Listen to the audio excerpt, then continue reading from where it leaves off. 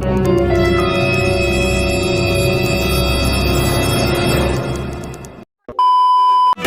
जेल होई कल बेल होई परसों से रूहे खेल होई। तो आज जेल होई कल बेल होई परसों से उहे खेल होई। ए तोर नानू हो आज जेल होई तो कल 2-4 कट्ठा पहले सेल होई, ओकरा बाद तुमकरा बाबूजी के हाथ फेल होई, ठीक बा? ओकरा बाद नु बेल होई। अच्छा हाँ तो कैसन है आप सब? ठीक बड़ा लो।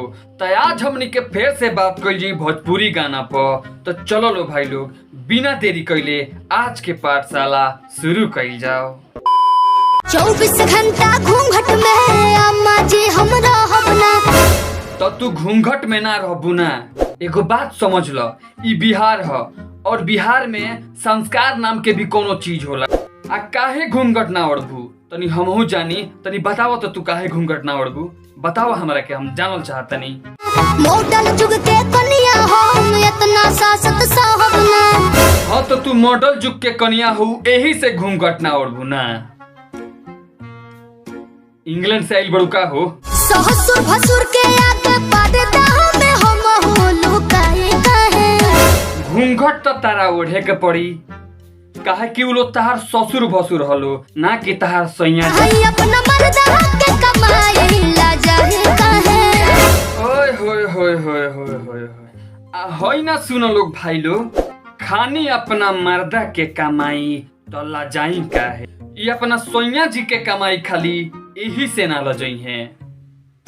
तो ए भौजी केकर कमाई खइबू तो लजाइबू हो? नहीं खीरा हल पहरा दादी में हो पहरदारी में।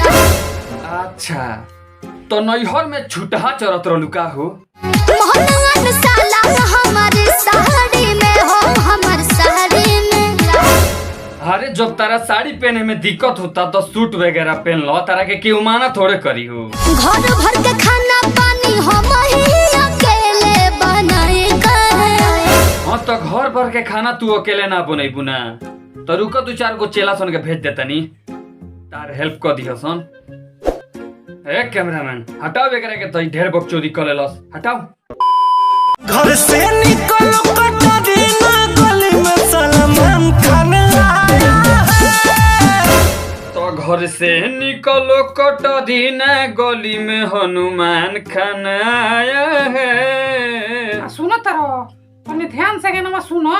वो हनुमान खान थोड़ा कहता, सलमान खान कहता, सलमान खान।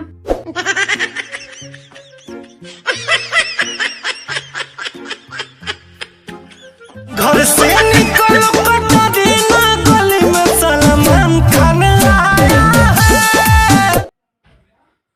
सुने में मिस्टेक हो गई है। 3 साल बाद वही सऊदी से। 3 साल बाद आईनी सऊदी से। हाँ ठीक बा, ऑयलेन तो आगे बताओ। पेट नहीं भरी कलौजी से। आ होई कौन कनौजी हो? तनी देखबो लो भाई लोग। पेट नहीं भरी कलौजी से। अच्छा तो पेट कनौजी से ना भरी ना, तो का खियावल जाओ बताओ? जौन तू कह देबू तो ना खियावल जी, बोलो। दुगो गाली न खइनी तो का खइनी। दुगो गाली न खइनी तो का खइनी। हाँ 2-4 गो गाड़ी ना खैनी तो का खैनी। जाए दो कोनो बात नहीं के, ई रिलेशने ऐसा न कि 2-4-10 गो गाड़ी चलेला। ससुरारी में आके जीजा जी उठा लाली न खइनी तो का खइनी। ई का हो? कहतानी काहे वो ठलाली दिन पर दिन महंगा भइल जाता। अब तू लो मेहमान के रसगुल्ला स्पंज खियावे के बदले ओठलाली खियावो तर लो। भर तक कितना महंगा भइल जाता ओठलाली।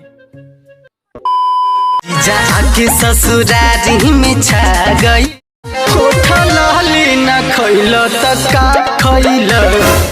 तो जीजा के ससुरारी में छा गइलो, ओठलाली ना खइलो तो का खइलो।